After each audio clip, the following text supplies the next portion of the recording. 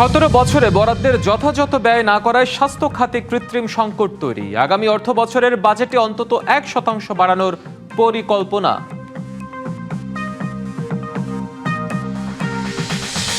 15 বছরে 1 লাখ কোটি টাকার বেশি লুটপাট হয়েছে পুঁজি বাজার থেকে। সংসদে রুমিন ফারহানা, বিএনপি আমলে কোনো অনিয়ম হয়নি জানালেন অর্থমন্ত্রী।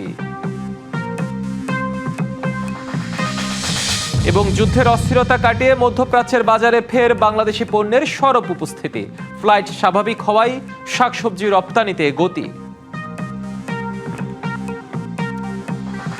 স্বাস্থ্য খাতে বরাদ্দ থাকলেও গত 17 বছরে তা যথাযথ ব্যয় করেনি কোনো সরকার। ফলে এ খাতে কৃত্রিম কিছু সংকট তৈরি হয়েছে। তবে আগামী অর্থ বছরের বাজেটে অন্তত 1% হলেও বরাদ্দ বৃদ্ধি করবে সরকার, এমনটি জানিয়েছেন মন্ত্রী ও প্রধানমন্ত্রীর বিশেষ সহকারী। উল্লেখ্য, বিশ্ব স্বাস্থ্য সংস্থার সুপারিশ অনুযায়ী বাংলাদেশের স্বাস্থ্য খাতে বরাদ্দ 5% করার কথা থাকলেও প্রকৃতপক্ষে 1%-এরও কম বরাদ্দ থাকে। তাও ব্যয় করতে না পেরে বছর শেষে ফিরে যায়। ভঙ্গুর ও অপর্যাপ্ত চিকিৎসা সেবার কারণে ধনীরা বিদেশে স্বাস্থ্য সেবা নিতে পারলেও দরিদ্ররা জীবনযুদ্ধ করে দেশেই। বিশ্ব স্বাস্থ্য সংস্থার মতে মৌলিক স্বাস্থ্যসেবা পেতে একজন বাংলাদেশির $88 খরচ করা প্রয়োজন। সেখানে বাংলাদেশের চিকিৎসা খাতে মাথাপিছু খরচ হয় $58, যার বড় অংশই নাগরিকরা নিজের পকেট থেকেই খরচ করেন। রাষ্ট্রের যেখানে স্বাস্থ্য খাতে জিডিপির 5% ব্যয় করার প্রয়োজন, সেখানে বাজেটে বরাদ্দ 1%-এরও কম। আবার সেই অর্থ ব্যয় করতে না পেরে ফেরত যায় অর্থ বছর শেষে। বৃহস্পতিবার রাজধানীর আগারগাঁওয়ে 250 শয্যা বিশিষ্ট বক্ষব্যাধি হাসপাতালে যুক্তরাষ্ট্র সরকারের স্বাস্থ্য সহায়তা কার্যক্রমের অনুষ্ঠানে স্বাস্থ্যমন্ত্রী জানান, স্বাস্থ্য খাতে কৃত্রিম কিছু সংকট তৈরি হয়েছে মূলত গত 17 বছরে ব্যয় বরাদ্দ করতে না পারায়। 17টা বছর টাকা ছিল, কাজ হয়নি, প্রপারলি হয়নি। আমি কাউকে ব্লেম করব না। আমরা রেগুলারাইজ করার চেষ্টা করতেছি। আমাদের এই বাজেটটা পরে ইনশাল্লাহ আমরা মোর এফিসিয়েন্টলি, মোর অনেস্টলি আমরা বাকি কাজগুলি ইনশাল্লাহ করবো। আপনাদের সহযোগিতা চাই। আর আগামী অর্থ বছরে বাজেটে স্বাস্থ্য খাতে 1% হলেও বরাদ্দ পাওয়ার কথা জানান প্রধানমন্ত্রীর স্বাস্থ্য বিষয়ক বিশেষ সহকারী। শহীদ রাষ্ট্রপতি জিয়াউর রহমান ও সাবেক প্রধানমন্ত্রী বেগম খালেদা জিয়ার সমাধিতে শ্রদ্ধা নিবেদন শেষে একথা জানান তিনি। অনেক রোগী যাদের অবস্থা মধ্যবিত্ত বা নিম্ন মধ্যবিত্ত অবস্থানে আছে, তারাও দেশের বাইরে চিকিৎসা নেওয়ার জন্য চলে যায় এবং এই কারণে আমরা প্রতি বছর প্রায় $7 থেকে $9 বিলিয়ন আমরা লুজ করি, আমাদের দেশ থেকে বের হয়ে যায়। তো আমাদের স্বাস্থ্য ব্যবস্থা যে ভালো হবে পর্যায়ক্রমে, তার অন্যতম একটা ইন্ডিকেটর আমি মনে করি যে আমরা এই $9 বিলিয়ন কমিয়ে আমরা কত বিলিয়ন ডলার আনতে পারবো ভবিষ্যতে, এটা একটা বড় ইন্ডিকেটর। বিএনপি সরকারের ধাপে ধাপে জিডিপির 5% স্বাস্থ্য খাতে ব্যয়ের পরিকল্পনা, নির্বাচনী প্রতিশ্রুতি রয়েছে। মেহের মনি, ডিবিসি নিউজ, ঢাকা। বাংলাদেশের শেয়ার বাজারে গত 15 বছরে 1 লক্ষ কোটি টাকার বেশি লুটপাট হয়েছে বলে অভিযোগ করেছেন সংসদ সদস্য রুমিন ফারহানা।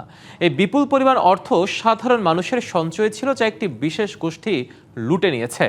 এই লুটপাটের সঙ্গে জড়িতদের জবাবদিহিতার আওতায় আনার দাবি জানান তিনি। এ সময় অর্থমন্ত্রী আমির খসরু মাহমুদ চৌধুরী বলেন, অতীতে শেয়ার বাজারে দুর্নীতি ও লুটপাট হলেও বিএনপি আমলে কোনো অনিয়ম হয়নি। ভবিষ্যতেও শেয়ার বাজার নিয়ে বিএনপির কোনো দুর্নীতি করবে না বলে আশ্বাস দেন অর্থমন্ত্রী। সকালে ডেপুটি স্পিকার ব্যারিস্টার কায়সার কামালের সভাপতিত্বে সংসদের ত্রয়োদশ সংসদের প্রথম অধিবেশনের শেষ দিনে বাংলাদেশ সিকিউরিটিজ এক্সচেঞ্জ কমিশন সংশোধন বিলের উপর আলোচনায় অংশ নিয়ে এসব কথা বলেন মন্ত্রী। অর্থমন্ত্রী জানান, শেয়ার বাজারকে ঢেলে সাজানোর পাশাপাশি এর স্বচ্ছতা এবং জবাবদিহিতাও নিশ্চিত করা হবে। পরে বিলটি পাশের আগে বিরোধী দলের পক্ষ থেকে আরও যাচাই বাছাইয়ের দাবি তোলা হলেও কণ্ঠ ভোটে তা পাশ হয়। গত 15 বছরে শেয়ার বাজার থেকে লুট হয়েছে 1 লক্ষ কোটি টাকার ওপরে। এগুলো লুটপাট করা হয়েছে একটি বিশেষ গোষ্ঠীর মাধ্যমে, যাদেরকে কখনোই বিচারের আওতায় আনা হয় নাই। বাংলাদেশ ক্যাপিটাল মার্কেটে যে ইনফ্রাস্ট্রাকচার অবকাঠামো বিগত দশকের অধিক সময়ে এই সব ভালো অবস্থাকে ব্যবহার করে কিন্তু লুটপাট করেছে। একবার নয়, একাধিকবার লুটপাট করেছে। আপনারা লক্ষ্য করবেন, বিএনপি সরকারের সময় কোনো সময় শেয়ার বাজার লুটপাটের কোনো সুযোগ ছিল না। বাংলাদেশে নবায়নযোগ্য জ্বালানি অবকাঠামো ও শিল্প খাতে বিনিয়োগে ডেনমার্ককে আহ্বান জানিয়েছেন বাণিজ্যমন্ত্রী খন্দকার আব্দুল মুক্তাদির। সকালে সচিবালয়ে বাংলাদেশে নিযুক্ত ডেনমার্কের রাষ্ট্রদূত ক্রিস্টিয়ান ব্রেক্স মোলের সাথে বৈঠকে একথা বলেন তিনি। বৈঠকে বাণিজ্যমন্ত্রী বাংলাদেশ ও ডেনমার্কের মধ্যকার দ্বিপাক্ষিক বাণিজ্য, বিনিয়োগ ও অর্থনৈতিক সহযোগিতা জোরদারের বিভিন্ন দিক আলোচনা করেন। বাংলাদেশ একটি বিনিয়োগ বান্ধব দেশ উল্লেখ করে বিদেশি বিনিয়োগের আহ্বান জানান। এ সময় ডেনমার্কের রাষ্ট্রদূত নতুন সরকারকে অভিনন্দন জানিয়ে বাংলাদেশকে গুরুত্বপূর্ণ বাণিজ্যিক অংশীদার বলে উল্লেখ করেন। দেশের বাজারে কমল স্বর্ণের দাম। এবার প্রতি ভরি সোনার দাম সর্বোচ্চ 2,258 টাকা পর্যন্ত কমানো হয়েছে।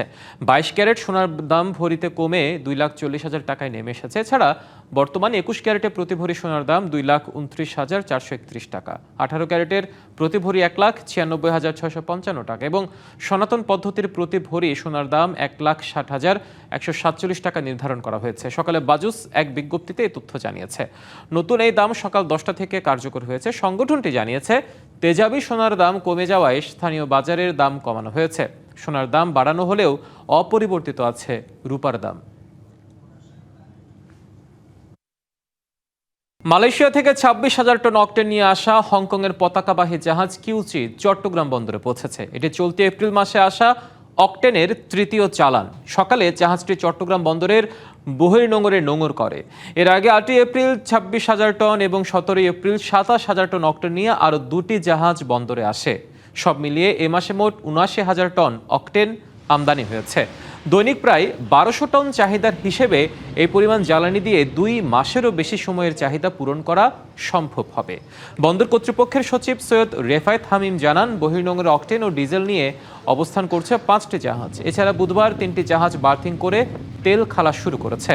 সাগর উত্তাল থাকায় বৈরী আবহাওয়ার কারণে লাইটারিংয়ের কার্যক্রমে কিছুটা বিঘ্ন সৃষ্টি হয়েছে।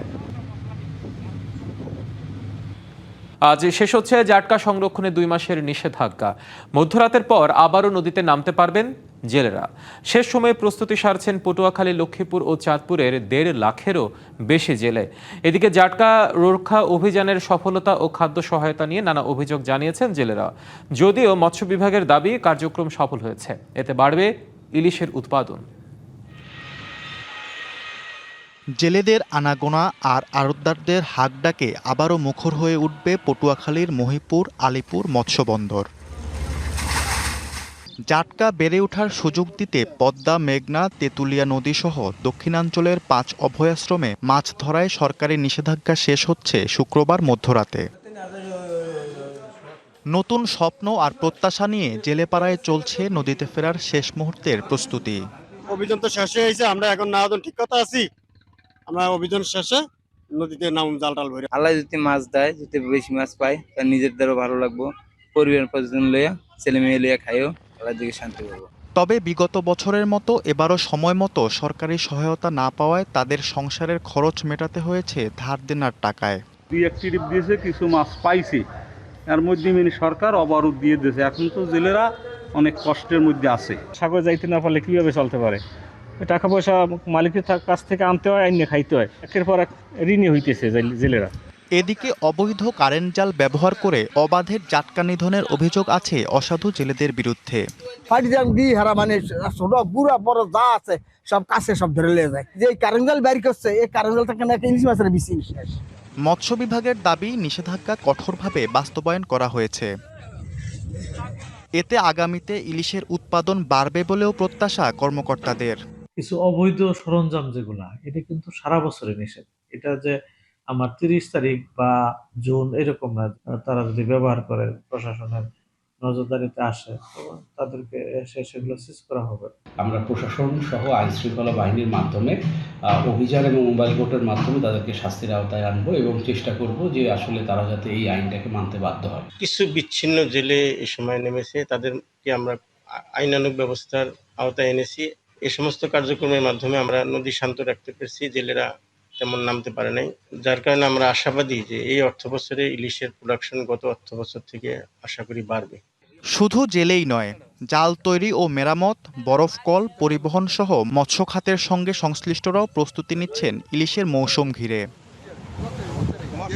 Iftesamul Gani, DBC news desk. দেশের বাজারে অনেকটাই স্থিতিশীল বৈদেশিক মুদ্রার বাজার। ব্যাংকগুলো গ্রাহকের কাছ থেকে মার্কিন ডলার বিক্রি করছে 123 টাকা দরে, আর গ্রাহকের কাছ থেকে কিনছে 122 টাকা দরে। বৃহস্পতিবার ব্রিটিশ পাউন্ড ব্যাংকে বিক্রি হচ্ছে 166 টাকা, আর ব্যাংক গ্রাহকের কাছ থেকে কিনছে 169 টাকা দরে।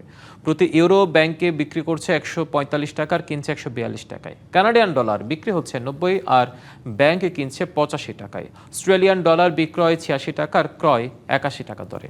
এছাড়া দেশের ব্যাংকগুলোতে সৌদি রিয়াল বিক্রি হচ্ছে 32 টাকা 90 পয়সা, আর ব্যাংকগুলো গ্রাহকের কাছ থেকে কিনছে 32 টাকা দরে। আজ ইউএই দিরহাম বিক্রি হচ্ছে 33 টাকা 30 পয়সা, আর ব্যাংক কিনছে 32 টাকা দরে। মালয়েশিয়ান রিঙ্গিত বিক্রয় 31 টাকা 50 পয়সা আর ক্রয় দর 30 টাকায়। সিঙ্গাপুরি ডলার বিক্রি 97 টাকা আর ক্রয় মূল্য 94 টাকা। এবং ব্যাংক গ্রাহক থেকে ভারতীয় রুপি কিনতে পারবেন 1 টাকা 30 পয়সা দরে, আর ব্যাংকে বিক্রি করলে পাওয়া যাবে 1 টাকা 45 পয়সা। আন্তর্জাতিক বাজারে ওঠানামা দেখা গেছে বিভিন্ন পণ্যের দামে। বেড়েছে স্বর্ণের দাম। প্রতি ট্রয় আউন্স স্বর্ণ আজ বিক্রি হচ্ছে $4,582 দরে। বেড়েছে রূপার দরও। প্রতি ট্রয় আউন্স রূপা বিক্রি হচ্ছে $72.93 দরে। বেড়েছে ইস্পাতের দরও। প্রতি টন ইস্পাত বিক্রি হচ্ছে $3,154 দরে। আর এদিকে আবারও বাড়তি ক্রুড অয়েলের দর। আন্তর্জাতিক বাজারে প্রতি ব্যারেল ক্রুড অয়েল বিক্রি হচ্ছে $108.36 দরে। দাম বেড়েছে কয়লার। প্রতি টন কয়লা আজ বিক্রি হচ্ছে $133.65। আন্তর্জাতিক বাজারে কমতির দিকে চালের দর। প্রতি হ্যান্ডওয়েট চাল আজ বিক্রি হচ্ছে $10.53 দরে। কমেছে গমের দামও। প্রতি বুসেল গম বিক্রি হচ্ছে $640.34 দরে এবং দাম বেড়েছে ভুট্টার। প্রতি বুসেল ভুট্টা বিক্রি হচ্ছে $467.28 দরে। বেড়েছে পাম অয়েলের দর। প্রতি টন পাম অয়েল বিক্রি হচ্ছে $4,578 আর দাম বেড়েছে চিনির। প্রতি পাউন্ড চিনি বিক্রি হচ্ছে $14.77 দরে।